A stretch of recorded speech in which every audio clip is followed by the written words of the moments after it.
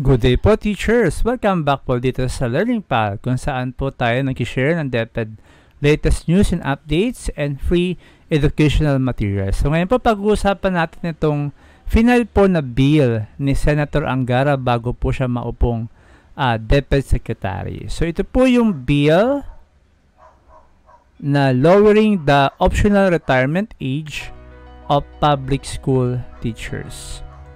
Ito pong bill ay matagpuan po sa website ng Senate of the Philippines sa 19th Congress.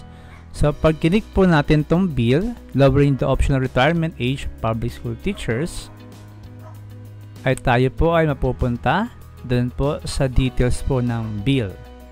So check po natin kung ano po tong bill na shinare po, na final po ni Senator Angara.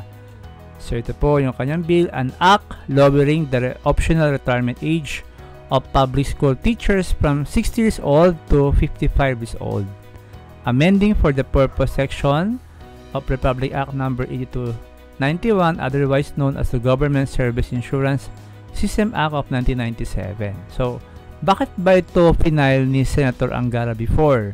So, ang rationale po is many public school teachers have expressed their desire to retire from their noble profession at an age earlier than what is set by the law, which currently stands at 65 years old.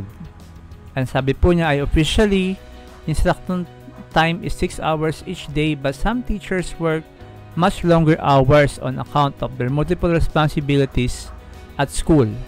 Teachers work in 40 out of 54 weeks per year, but they have duties during vacation months and even beyond the classroom and school premises. So may point naman po dito si Senator Angara. So totoo naman po yan, no? So aside from yung work natin sa school, meron pa po tayong ginagawa, no? Pag uwi po sa bahay and other duties.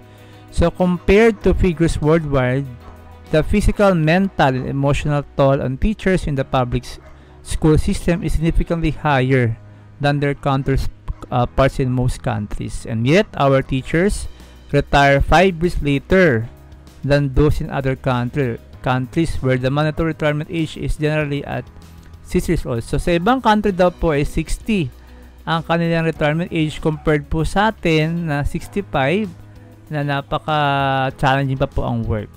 So the country does face a perennial shortage of teachers, but respect and human consideration for our hardworking educators should prompt policymakers and legislators to at least lower the optional retirement age from 60 years old to 55 years old as his proposed measure stipulates. So yun po yung kanyang rationale for why he filed this bill, no?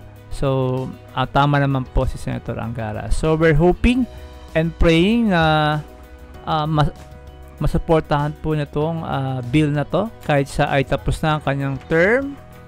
At sana po ay magkatotoo itong 55 years old na ating retirement age. Yun lang po at maraming salamat, and please subscribe po for more DepEd news and updates and free learning materials. Yun lang po at maraming salamat.